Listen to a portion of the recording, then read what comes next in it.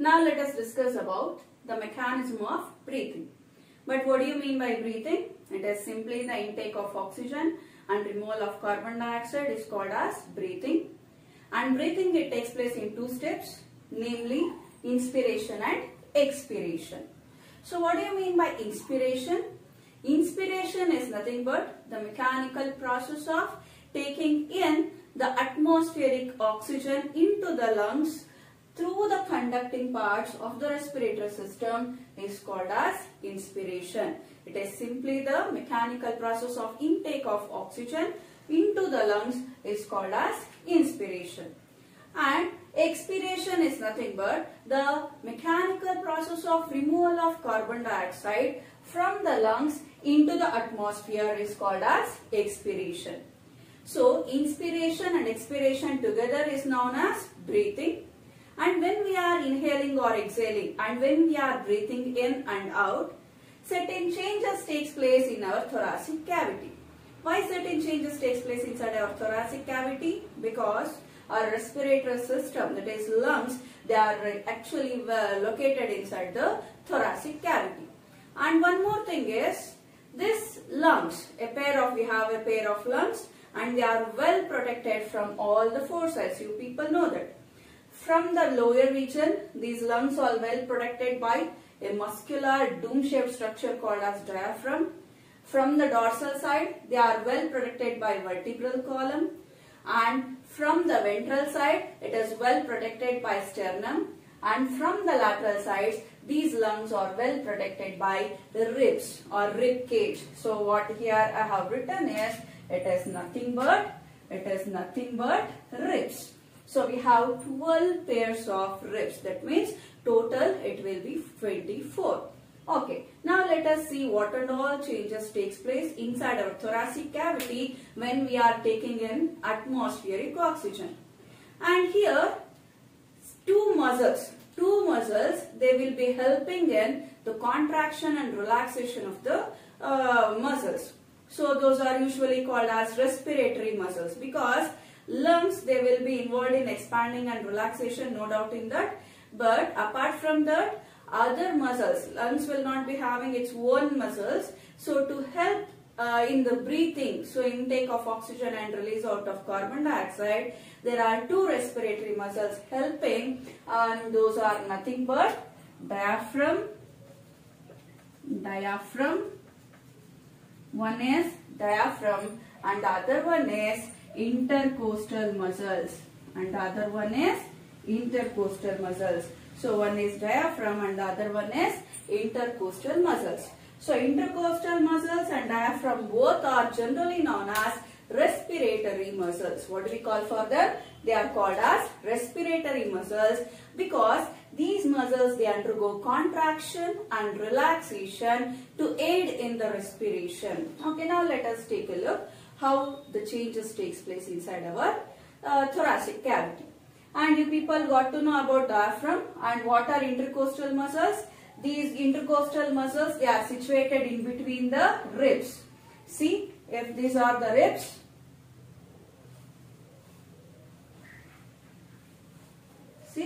in between these ribs, muscles will be present and these muscles are called as intercostal muscles.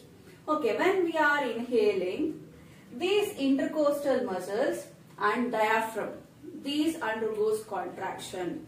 So how? See here, the intercostal muscles, they are present in between the ribs. So when we are inhaling, these intercostal muscles which are present in between the ribs here, they are present in between the ribs. So these intercostal muscles, they undergoes contraction. So when these muscles undergo contraction, now the ribs are moved outwards and upwards. See, when these intercostal muscles undergoes contraction, these ribs, they are moved, pushed towards outwards and upwards. And along with the intercostal muscles, one more muscular dome-shaped structure is present, so called diaphragm. So now this diaphragm, see here, intercostal muscles has undergone contraction. As a result, ribs have been moved outwards and upwards. And then this muscular dome-shaped structure is called as diaphragm. And during inspiration, what happens? The muscles of this diaphragm, it also undergoes contraction. So you people know that diaphragm is usually dome-shaped like this. But when we are inhaling, these muscles of diaphragm, it undergoes contraction.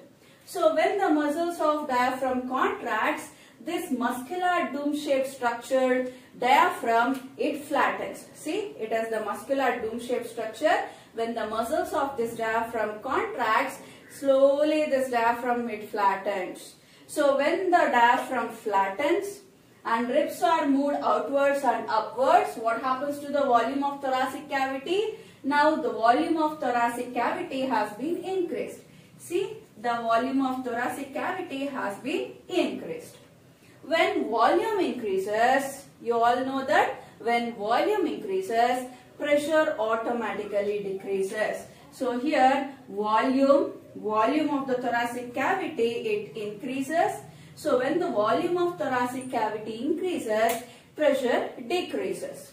In addition to this, these lungs also, they expand. When we are inhaling, these lungs also expands. So when the lungs expands, when the ribs are moved outwards, and when the muscular dome-shaped diaphragm contracts to form flattened structure, due to all this, when the volume of thoracic cavity increases, air pressure, it decreases. See, air pressure, atmospheric air pressure will be usually around 760 mmHg. So comparatively, what happens? Intrapulmonary air pressure, it decreases to 758 mmHg. What do you mean by intrapulmonary air pressure? Intrapulmonary, intra means inside, pulmonary refers to lungs. So the pressure, air pressure inside the lungs, it will be about 758 mmHg. So comparatively, atmospheric air pressure is more when compared to the pressure, air pressure inside the lungs. As a result, due to all these changes, what happens? Air which is present at the higher pressure, it will now move towards the region of its lower pressure. And thus, due to all these changes, during inspiration, atmospheric air, it enters inside our lungs through the conducting parts. So conducting parts, it includes nose, nasal cavities, pharynx, larynx, trachea, then bronchi, and in that bronchi, primary bronchi, secondary bronchi, tertiary bronchi. Again, those tertiary bronchi undergoes branching to form bronchioles. So bronchioles further undergoes branches to form terminal bronchioles, respiratory bronchioles, and again these respiratory bronchioles opens into the alveolar ducts, and these alveolar ducts opens into the alveolar sac, and inside the alveolar sac, cup-like small elastic structures are present called as alveoli, and these alveoli are nothing but the structural and functional units of our respiratory system. So likewise, during inspiration, atmospheric air enters inside our lungs. Okay, and now let us look what and all changes takes place during expiration. What do you mean by expiration? Expiration is nothing but the mechanical process of removal of carbon dioxide from the lungs into the atmosphere. And during expiration also certain changes occurs inside our thoracic cavity. So what and all changes occurs? Those muscles which have been contracted during inspiration, now during expiration, all those contracted muscles, they will relax. So what and all muscles are involved here? That is intercostal muscles. The intercostal muscles which are present in between the ribs, during expiration now they relaxes. So when they now relaxes, again these ribs, they will be moved towards their original position, because during inspiration they had been moved outwards. But during expiration, as the intercostal muscles relaxes, these ribs, they move back to their original position. As a result, volume decreases, and then again the diaphragm. Diaphragm during, it is a muscular, originally it is dome shaped, but during inspiration the diaphragm muscles contracted to form a flattened structure. Now during expiration what happens? That contracted muscles of diaphragm, now it relaxes. So when the muscles of diaphragm it relaxes, now again this diaphragm goes back to its original dome shaped structure. So when the intercostal muscles relaxes, ribs will be moved towards their original position, and when diaphragm muscles are relaxed, then again it goes back to its original dome shaped structure. So when ribs are moved towards its original back to its position, diaphragm back to its dome shape, what happens to the volume of thoracic cavity? Now the volume of thoracic cavity decreases. So now during expiration what happens? The volume of thoracic cavity, now the volume of thoracic cavity it decreases.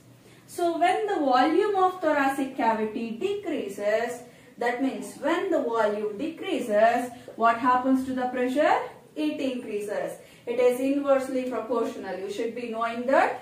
So when the volume decreases, the air pressure it increases. Where air pressure increases? Inside the lungs. So when the volume of this thoracic cavity decreases, the same thing happens inside the lungs also. So here also the volume of the volume inside the lungs also it decreases. Why? Because these lungs they contract. So during expiration what happens? These lungs they will be contracted. So when the lungs contracts, what happens to the volume inside this lungs? It will be less. So when the volume it decreases, intrapulmonary air pressure increases. So when the volume of lung it decreases, air pressure it increases when compared to the atmosphere. So inside the lungs, the pressure, air pressure will be 763 mm Hg, whereas in case of atmospheric air it will be 760 mm Hg. So now air pressure is more inside the lungs when compared to the atmosphere, and thus now carbon dioxide which is present inside the lungs, it will be expelled out into the atmosphere, and due to these all changes expiration takes place. So once again I'll go through that.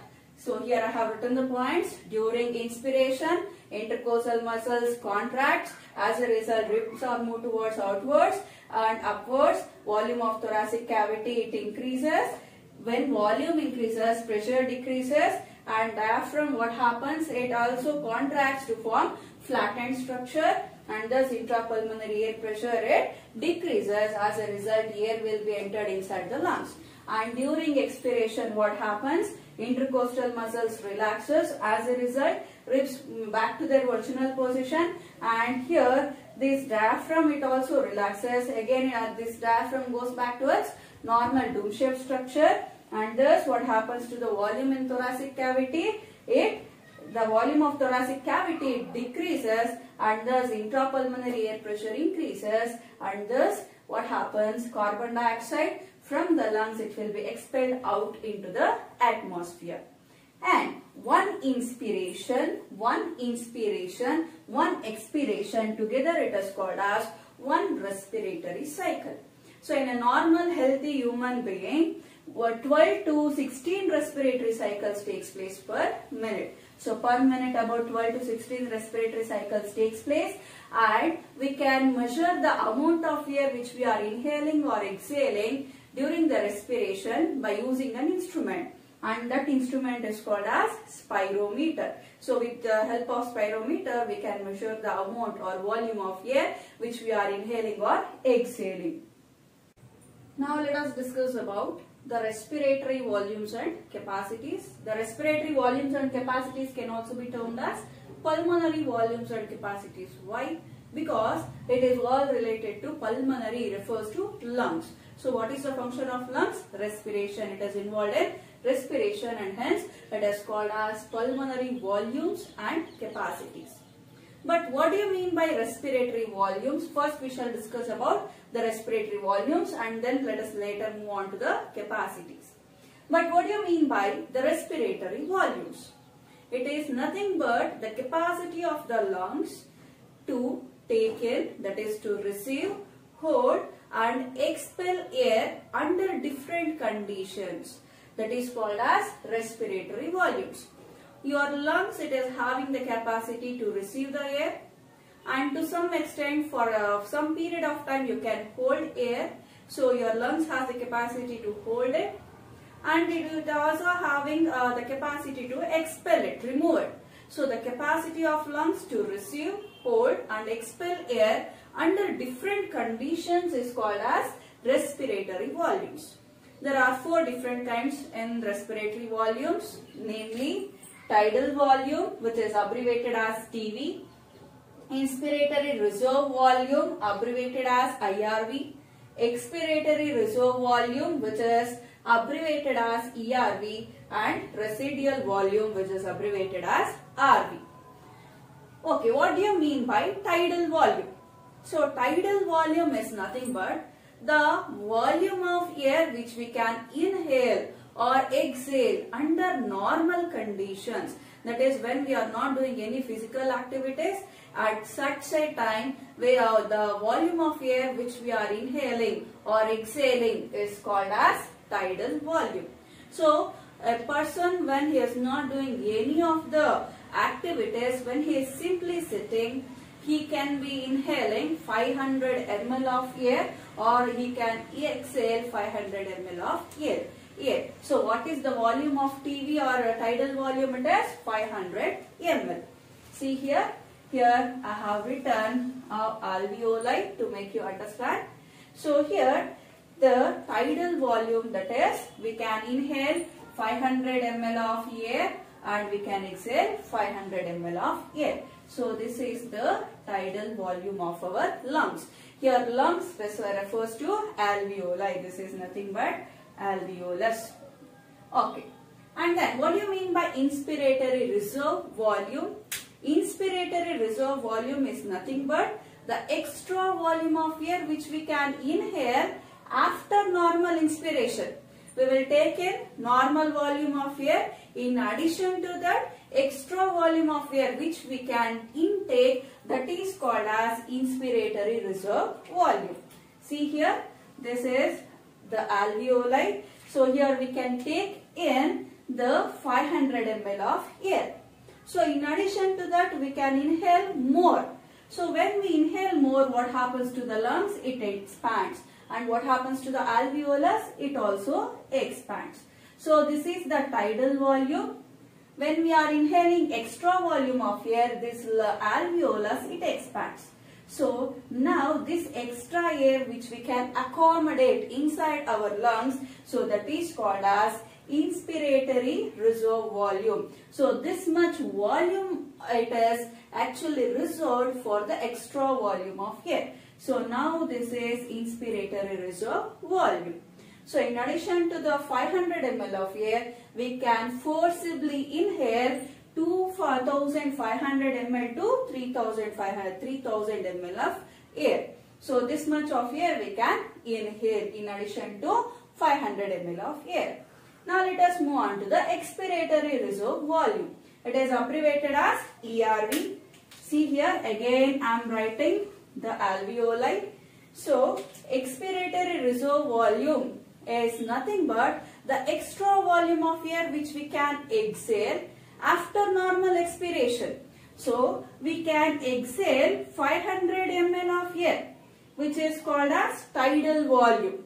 In addition to that, we can even exhale some extra volume of air. We can also exhale some extra volume of air. So this extra volume of air which we can exhale is called as expiratory reserve volume. So when we are exhaling extra volume of air, this alveoli, it shrinks in size. So the extra volume of air which we can exhale forcibly after normal expiration is called as expiratory reserve volume. So in addition to 500 ml of air, we can forcibly exhale 1000 ml to 1100 ml of air.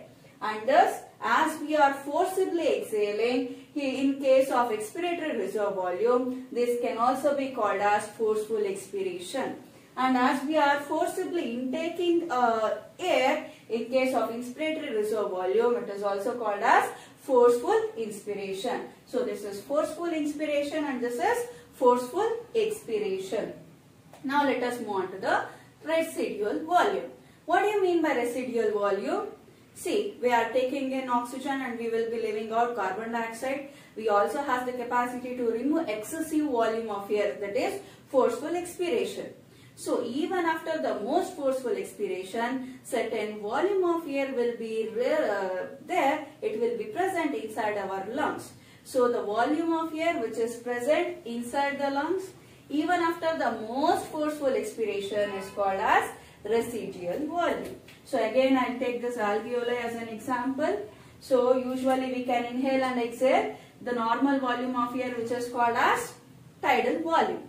And here we can forcibly exhale certain volume of air. So this forceful expiration, this is called as expiratory reserve volume. So even after the most forceful expiration, this alveolus, it will not collapse, right? So even after the most forceful expiration, there will be some volume of air left inside the alveolus or lungs. And that volume of air which is left inside the lungs or alveoli, even after the most forceful expiration, is called as residual volume.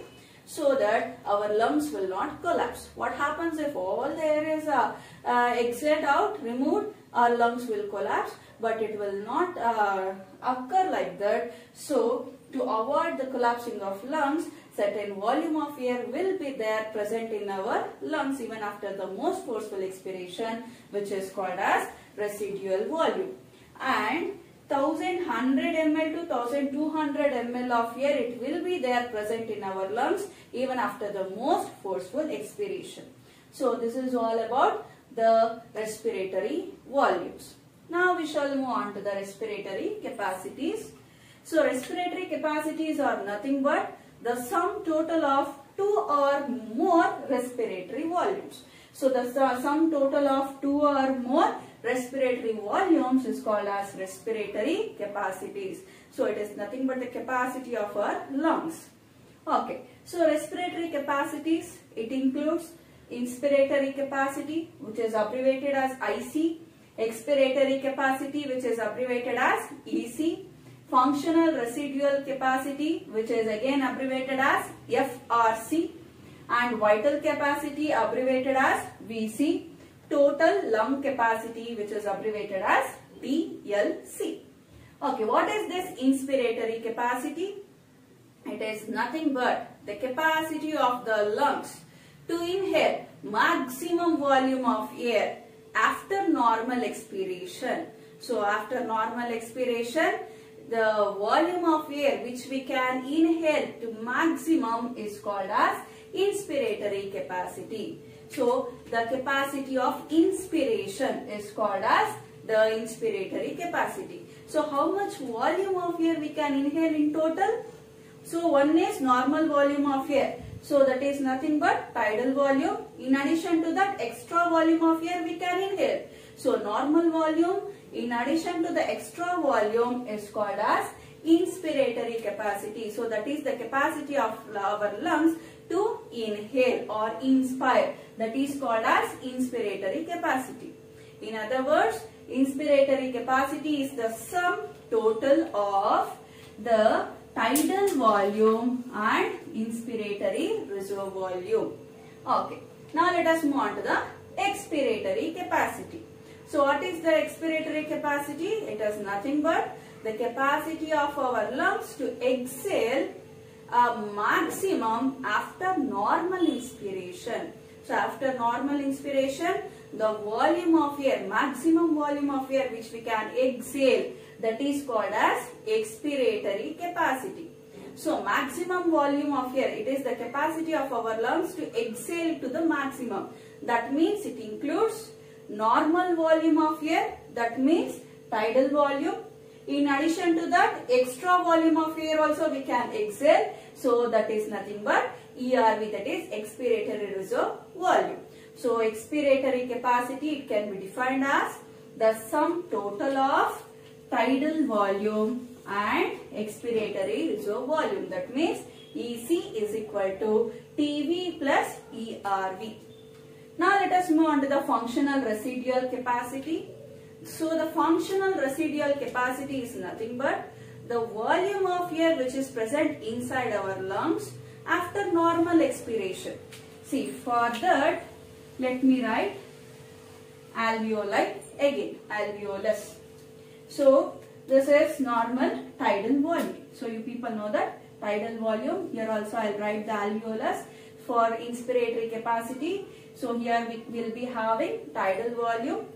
So that is, we can inhale 500 ml of air. So here we have inhaled 500 ml of air. In addition to that, we can inhale extra volume of air, that means inspiratory reserve volume. So TV plus IRV, it will be given inspiratory capacity. In the same way, expiratory capacity, we can exhale 500 ml of air. In addition to that, we can also exhale extra volume of air. So, which is ERV, this is TV. So, the sum total of TV and ERV together, it is called as expiratory capacity. Now, let us move on to the functional residual capacity.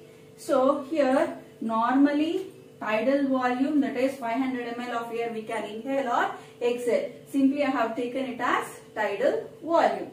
So, after normal expiration, that means after TV, what amount of air will be present inside our lungs? That is called as functional residual capacity. So what volume of air will be present inside our lungs after normal expiration?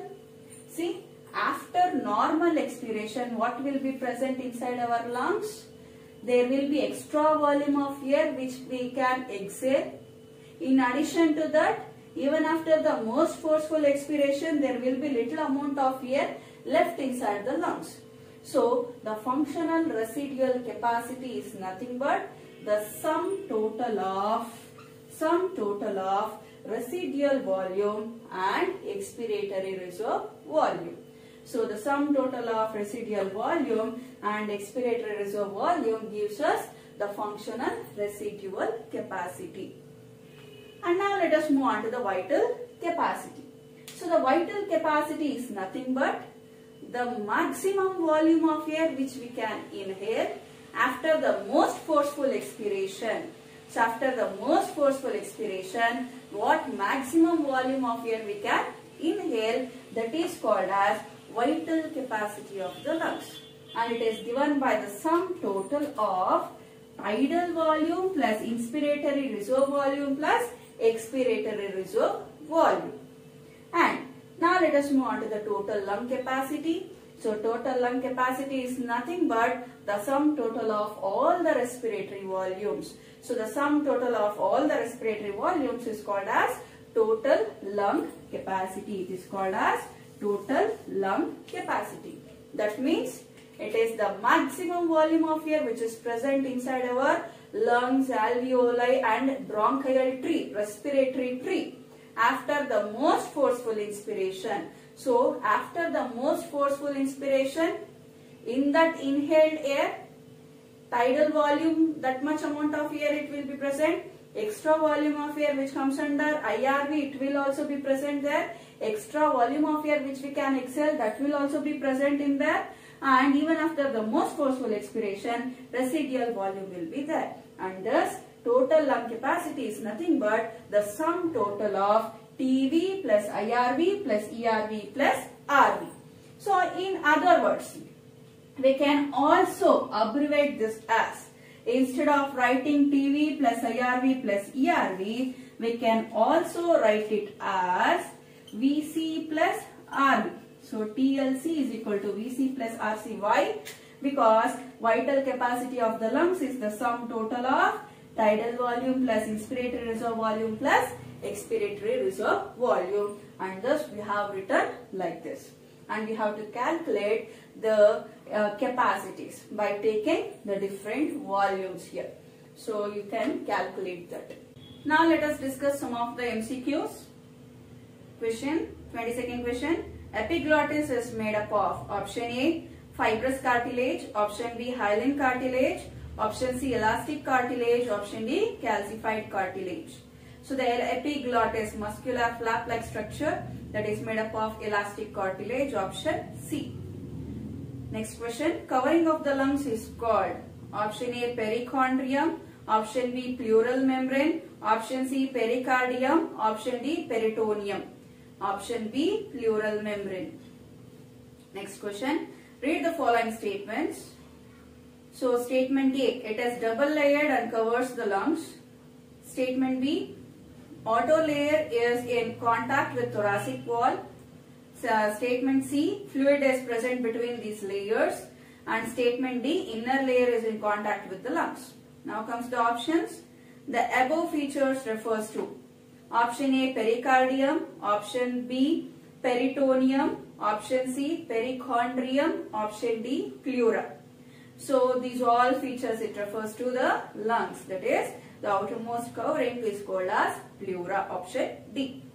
Next question, the part starting with the external nostrils up to the terminal bronchioles constitute the option A, respiratory part of respiratory system, option B, exchange part of respiratory system, option C, expiratory part, option D, conducting part of respiratory system. So the part which involves from the nostrils to the bronchioles, it constitutes the conducting part of respiratory system because it is involved in the transportation of gases. Option D. Next question, respiratory or exchange part of the respiratory system consists of option A, all bronchi, option B, all bronchioles, option C, all bronchi and terminal bronchioles, option D, alveoli and their ducts. So the respiratory or exchange part, respiratory part is also called as exchange part because it is involved in the exchange of gases. So among this, which is the right option? Option D, alveoli and their ducts. Next question, sites of gaseous exchange in lungs are option A, alveoli, option B, bronchi, option C, bronchioles, option D, pleura. So which is the site of gaseous exchange? Option A, alveoli. Next question, pleura is a double membrane sac which involves option A, kidneys, B, brain, C, lungs, D, nasal passage. So pleura is a double membrane sac which envelops lungs. It envelops lungs. Option C. Which of the following are functions of conducting part of the respiratory system? Option A, removal of foreign particles from incoming air. Option B, humidifies incoming air. Option C, brings the temperature of incoming air to body temperature. D, all the above. So what is the function of conducting part? It is all the above. Option D. And then 30th question. Next question. Dash is the site of actual diffusion of oxygen and carbon dioxide between blood and atmospheric air.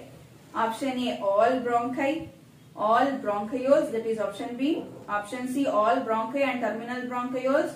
Option D, alveoli and their ducts.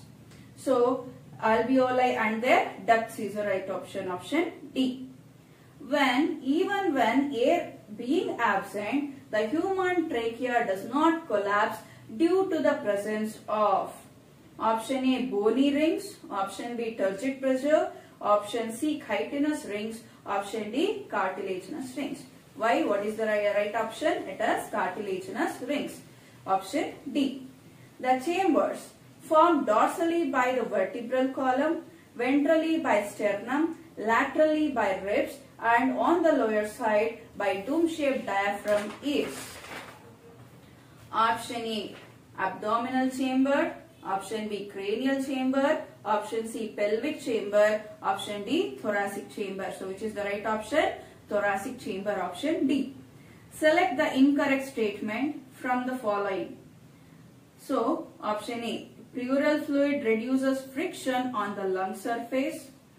Option B, the anatomical setup of lungs in thorax in such that any change in the volume of the thoracic cavity will be reflected in the lung, that is pulmonary cavity. Such an arrangement is essential for breathing as we cannot directly alter the pulmonary volume. Option C, the trachea, primary, secondary and tertiary bronchi and initial bronchioles are supported by complete cartilaginous rings. Option D, during swallowing, the glottis can be covered by a thin elastic cartilaginous flap called epiglottis to prevent the entry of food into the larynx. So which is the incorrect statement among these? Option C. Why? Because cartilaginous rings, they are only present on trachea as well as primary bronchi. So on right and left primary branches only it is present. Otherwise it is absent in secondary and tertiary bronchi as well as it is also absent in bronchioles. And next question, during inspiration. Option A, diaphragm and external intercostal muscles relax. Diaphragm and internal intercostal muscles relax. Diaphragm and external intercostal muscles contract. Diaphragm and internal intercostal muscles contract. So during inspiration what happens? During inspiration the external intercostal muscles. See here, if these are the ribs, the intercostal muscles which are present here, these are called as external. And the intercostal muscles which are present beyond that is called as internal intercostal muscles. So when we are inhaling, these external intercostal muscles, they contract, and also diaphragm also it contracts. So option C is the right option. Next question. During inspiration, the diaphragm, option A, relaxes to become dome shaped. Option B, contracts and flattens. Option C, expands. D, shows no change. So during inspiration, diaphragm, what happens to the diaphragm? It contracts and flattens. Option B. And next question. Expiration involves, option A, relaxation of diaphragm and intercostal muscles. Option B, contraction of diaphragm and intercostal muscles. C, contraction of diaphragm muscles. D, contraction of intercostal muscles. So expiration, it involves what? Relaxation of diaphragm and intercostal muscles. So during expiration, these intercostal muscles and diaphragm, it releases, it relaxes. So when it relaxes, diaphragm again it moves back to its original dome shape structure, and these ribs, they will be moved towards their original position. So expiration involves relaxation of diaphragm and intercostal muscles. Option A.